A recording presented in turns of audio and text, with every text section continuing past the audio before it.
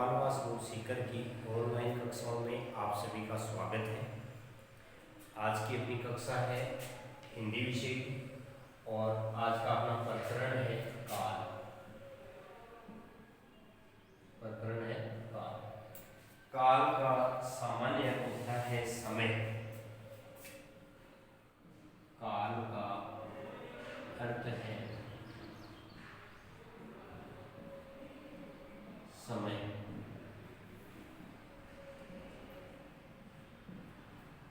अर्थात क्रिया के जिस रूप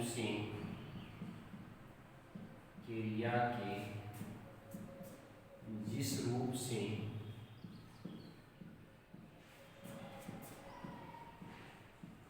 उसके संपन्न होने की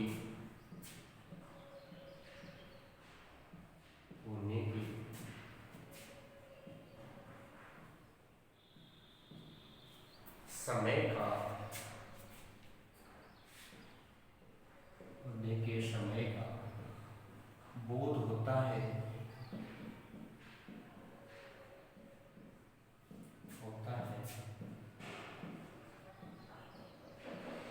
उसे काल कहते हैं।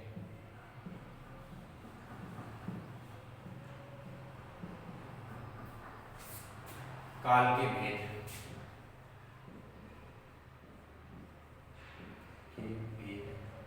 या काल तीन होते हैं। काल के भेद या काल तीन होते हैं।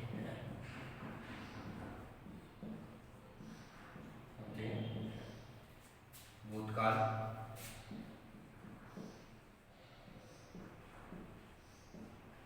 वर्तमान काल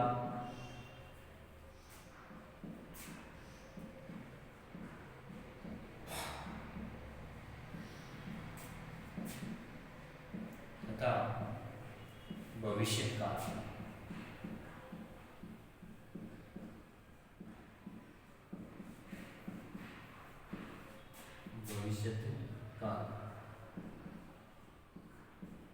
इस प्रकार से काल तीन होते हैं: भूतकाल, वर्तमान काल तथा भविष्य काल।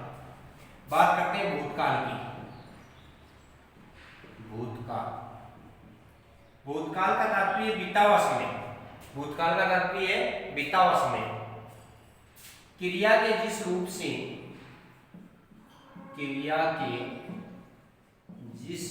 से उसके बीते हुए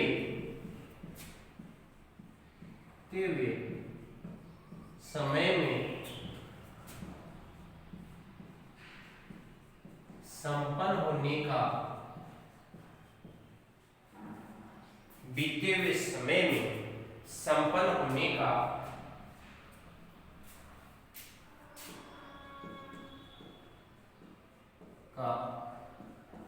पता चले तो वह भूतकाल माना जाता है। जैसे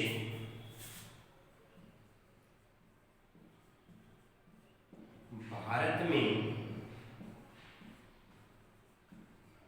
भरत नाम का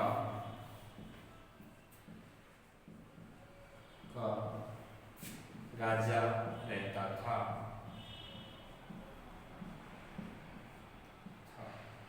भारत में भरत नाम का राजा रहता था। यहाँ पर अपन को हाथ से पता चल रहा है कि बात भूतकाल की है।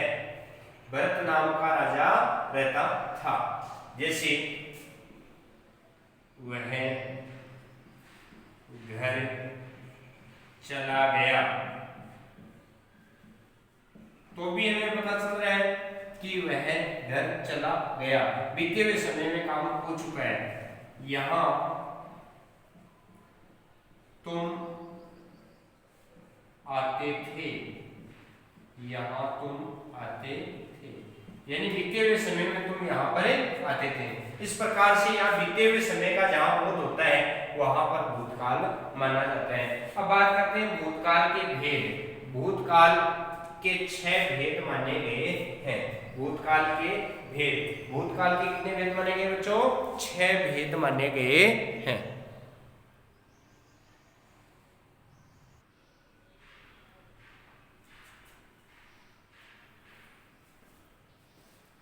भूतकाल के भेद, भूतकाल के 6 भेद माने जाते हैं। सबसे पहला भेद है सामान्य भूतकाल। सामान्य भूतकाल क्रिया के जिस रूप से यह पता चले कि थोड़े से समय पहले ही क्रिया संपन्न हुई है या अभी भी क्रिया है वो संपन्न हुई है, तो वहां पर सामान्य भूतकाल माना जाता है। तो क्रिया के जिस रूप से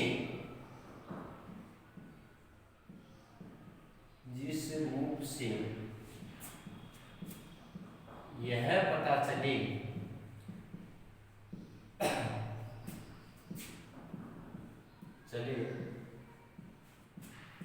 कि क्रिया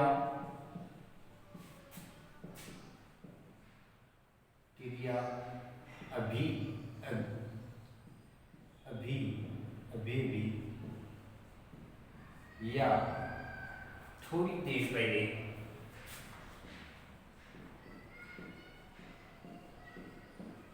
देर पहले ही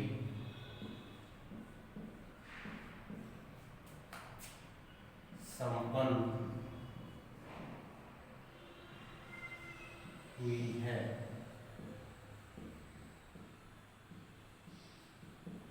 या क्रिया के सामान्य रूप का पता चले वहां पर सामान्य भूतकाल होता है। जैसे मैंने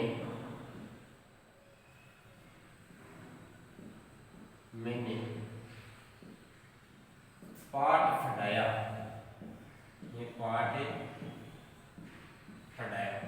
राम ने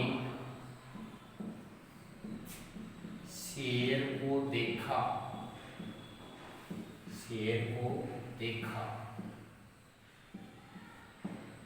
पिताजी बाजार गए,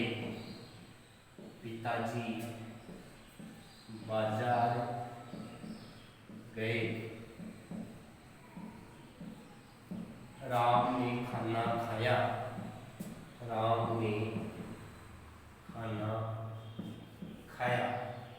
इन वाक्यों से हमें यह पता चलता है कि क्रिया अभी अभी संपन्न हुई है, थोड़ी देर पहले ही संपन्न हुई है, तो वहां पर सामान्य भूतकाल माना जाता है। और भूतकाल का दूसरा भेद है आसन या निकट भूतकाल। आसन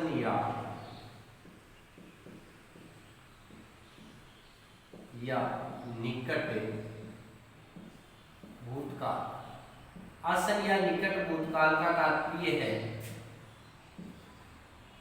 आसन या निकट भूतकाल का तात्पर्य है कि क्रिया अभी अभी थोड़ी देर पहले ही, कुछ समय पूर्व ही समाप्त हुई है, तो वहां पर आसन या निकट भूतकाल माना जाता है। तो परिभाषा है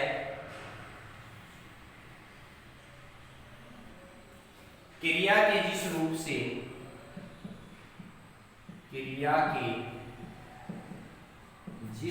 से यह पता चले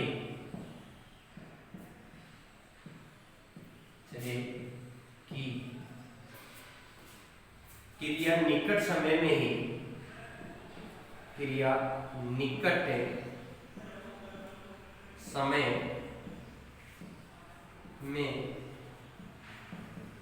या कुछ समय पहले ही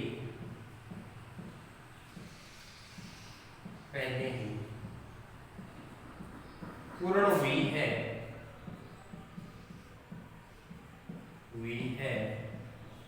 वहां पर आसन या निकट भूतकाल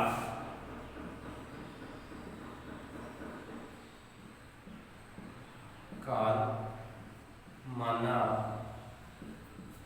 जाता है। जैसे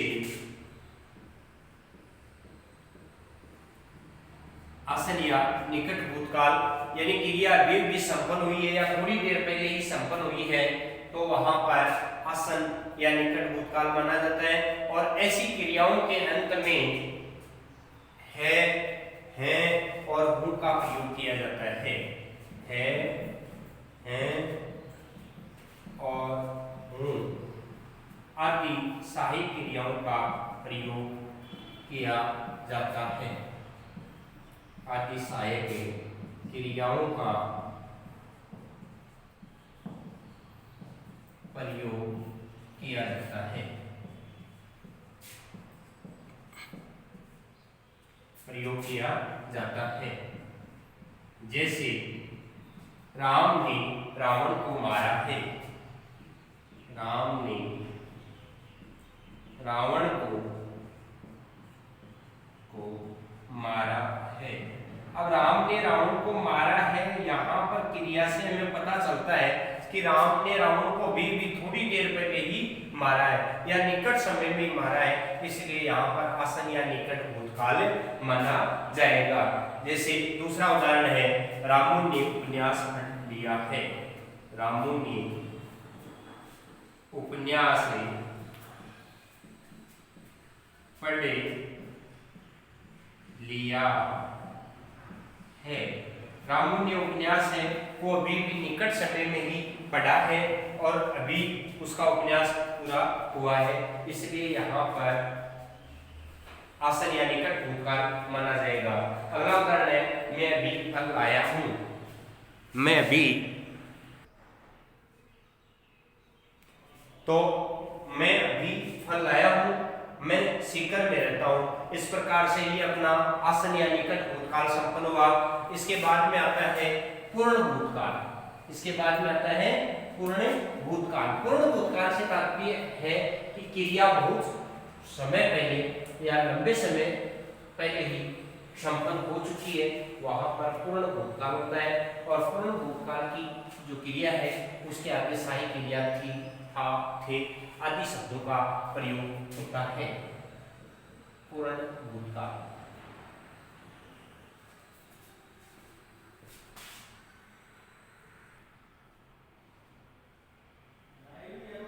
पूर्ण भूतकाल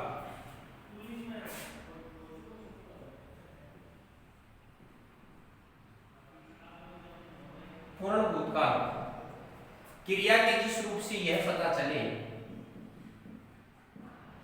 क्रिया के जिस रूप से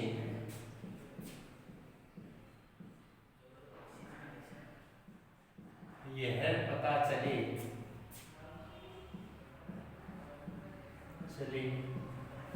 कि क्रिया बहुत समय पहले ही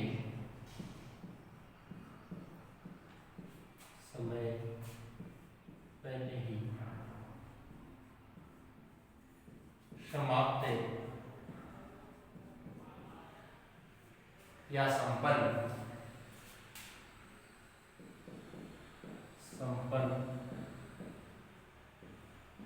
हो चुकी है, वहां पर पूर्ण भूतकाल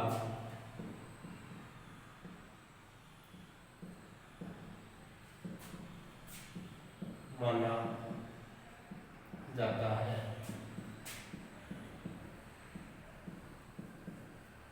जैसे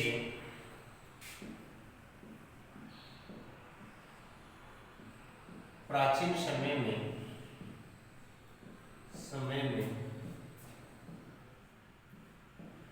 भारत में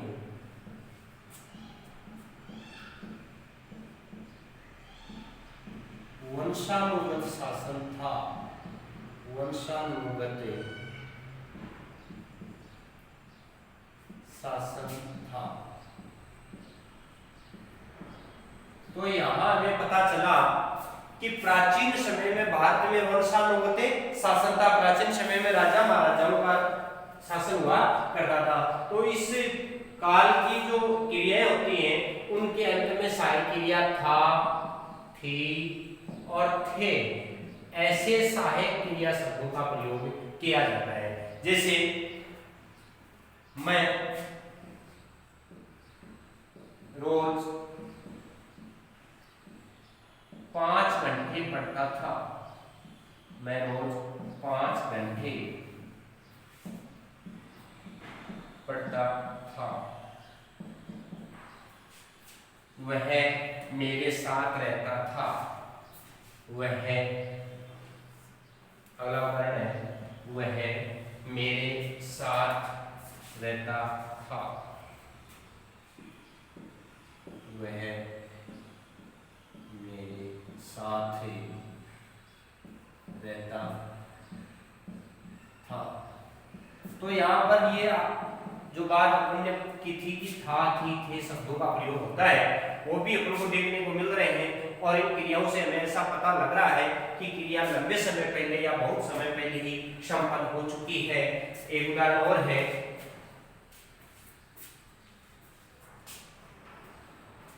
लोग जंगलों में रहते थे, लोग जंगलों में रहते थे या निवास करते थे। इसे हमें पता चल रहा है कि बहुत समय पहले ही क्रिया संपन्न हो चुकी है, प्राचीन समय की बात की जा रही है। तो यहाँ पर पूर्ण भूतकाल माना जाएगा। यहाँ पर कौन सा काल माना जाएगा? पूर्ण भूतकाल। उसके बाद में आता है अपूर्ण भूतकाल। अपूर्ण भूतकाल, अपूर्ण भूतकाल, अपूर्ण नाम से पता चलता है कि अभी क्रिया संपन्न नहीं हुई है, अभी क्रिया चल रही है। जबकि क्रिया चल कैसे रही है? काल प्राचीन से यानी बीते हुए समय से चल रहा है, जो अभी जारी है, जबकि क्रिया अभी पूर्ण रूप से संपन्न नहीं हुई है। ऐसे शब्दों में क्रिया के जिस रूप से यह पता चले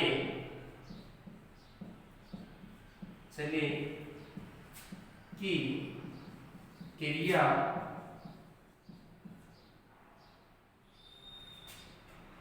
भूतकाल में शुरू हुई थी, लेकिन अभी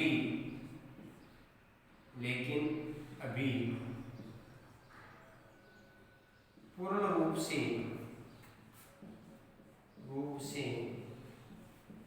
संपन्न नहीं हुई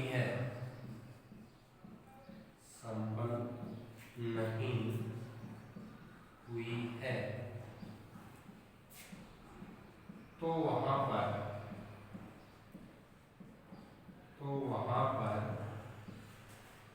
अपूर्ण भूतकाल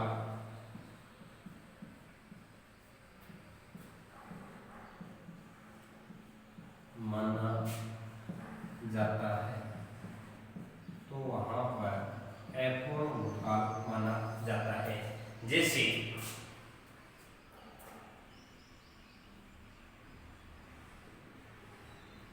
अपूर्ण भूतकाल माना जाता है।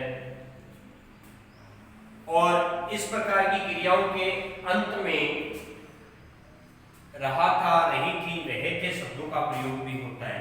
रहा था, रही थी, रहे थे, ऐसे सहायक क्रियाओं का प्रयोग भी होता है। रहा था, रही थी, रहे थे। जैसे मैं बाजार जा रहा था, मैं बाजार जा रहा था। अध्यापक पढ़ा रहा था, अध्यापक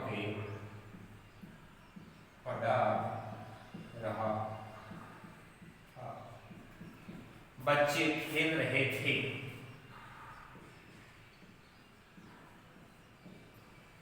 बच्चे खेल रहे थे। तो यहाँ पर रहा था, रही थी ऐसे शब्दों का प्रयोग हुआ है। इनसे हमें ज्ञात हुआ है कि यहाँ पर क्रिया है वो भूतकाल से शुरू हुई है, लेकिन अभी क्रिया पूर्णतया संपन्न नहीं हो पाई है, इसलिए यहाँ पर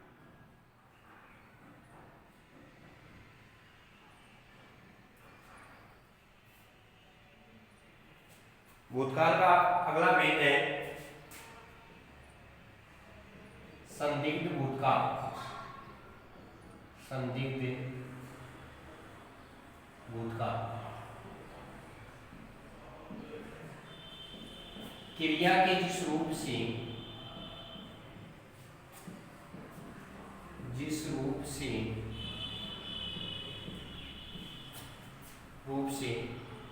क्रिया के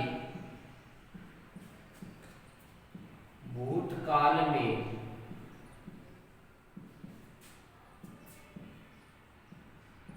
या बीते हुए समय में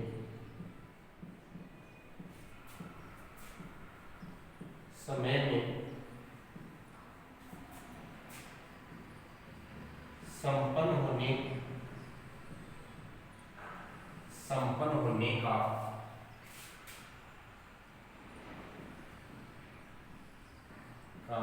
संदेह पाया जाए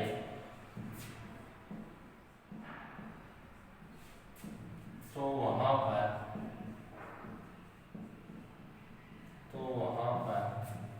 संदिग्ध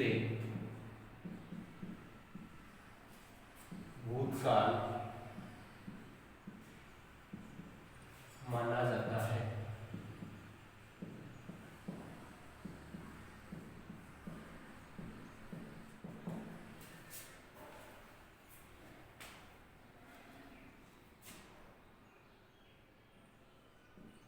इस क्रिया के अंत में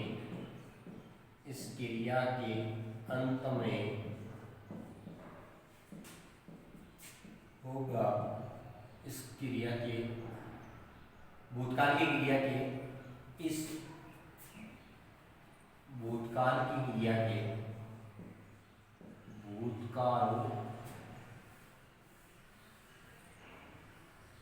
भूतकाल की क्रिया के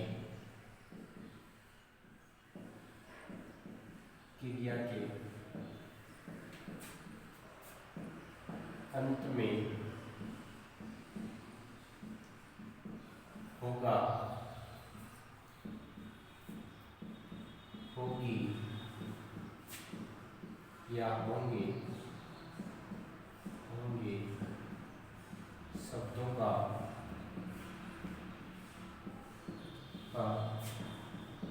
प्रयोग होता है।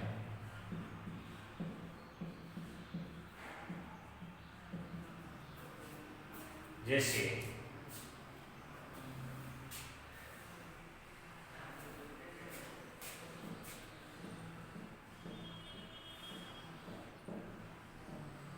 रमेश गांव गया होगा, रमेश गांव गया होगा।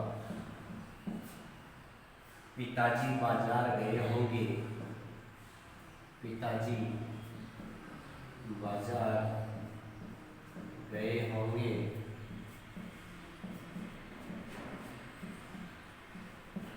महिमा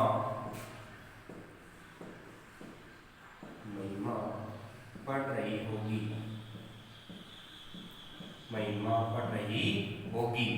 इस प्रकार से संदेह रहता है कि कार्य भूतकाल में संपन्न हुआ या नहीं हुआ आदि का संदेह होने के कारण संदिग्ध भूतकाल माना जाता है। एक अन्य उदाहरण है, राम ने रावण को मारा होगा। राम ने रावण को मारा होगा। यहाँ पर भूतकाल की क्रिया के अंत में होगा, होगी, होंगे ऐसे शब्दों का जहाँ पर प्रयोग होता है वहां पर संदिग्ध भूतकाल माना जाता है। भूतकाल का अंतिम छठवां भेद है हेतु हेतु मदे भूतकाल, हेतु हेतु मद भूतकाल। हेतु हेतु मद भूतकाल से तात्पर्य है कि क्रिया के जिस रूप से यह जाना जाए कि क्रिया भूतकाल में हो सकती थी परंतु किसी कारण से संपन्न नहीं हो पाई, अतः वहां पर हेतु हेतु मद भूतकाल माना जाता है। तो क्रिया के जिस रूप से यह पता चले, क्रिया के जिस रूप से यह पता चले कि क्रिया भूतकाल में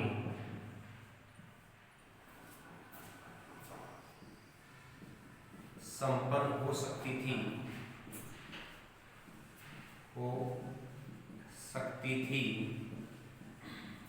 परंतु किसी कारण से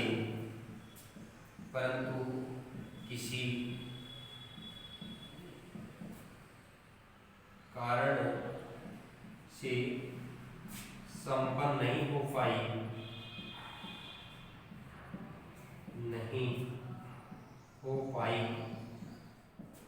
वहां पर नहीं हो पाई, वहां पर कारण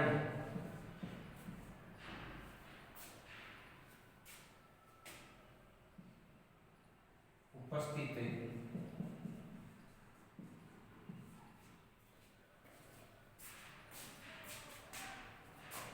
होने से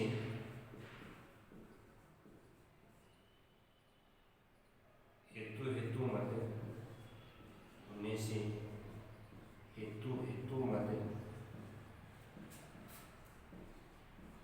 भूतकाल माना जाता है। तो एक बार परिभाषा दोबारा देखें कि जब कोई क्रिया है वो संपन्न हो जाती लेकिन कोई कारणवश क्रिया संपन्न नहीं हो पाई, इसलिए वहां पर हेतु हेतु मद भूतकाल माना जाता है। जैसे यदि मेरे पास पैसे होते तो मैं आपको दे देता, यहाँ पर कारण है मेरे पास पैसे नहीं थे इसलिए मैं आपको नहीं दे पाया। तो यहाँ पर यदि मेरे पास पैसे होते तो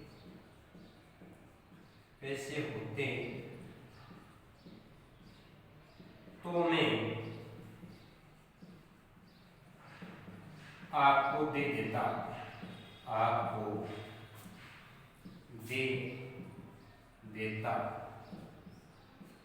यदि आप पढ़ लेते तो पास भी हो जाते, यदि आप पढ़ लेते तो पास भी हो जाते,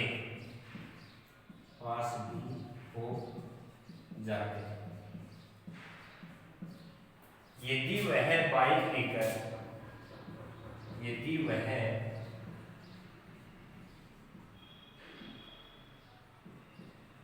बाइक लेकर जाता तो बच सकता था। मान लीजिए कोई बस में गया, बस एक्सीडेंट हो गई तो अपन ये कहेंगे कि यदि वह बाइक लेकर जाता तो बच सकता था। इस प्रकार से यदि वर्षा अच्छी होती तो फसल भी अच्छी हो सकती थी, यदि वर्षा होती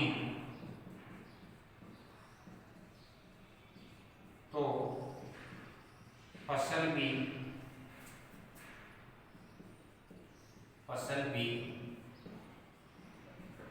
अच्छी होती।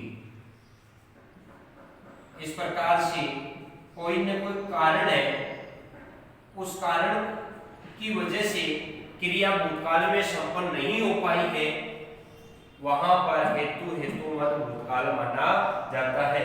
यदि वर्षा होती तो फसल भी अच्छी होती और वर्षा नहीं हुई तो फसल भी अच्छी नहीं हुई। इस प्रकार से अगले वीडियो में आप पढ़ेंगे वर्तमान काल और भविष्यत काल, वर्तमान काल और भविष्यत काल।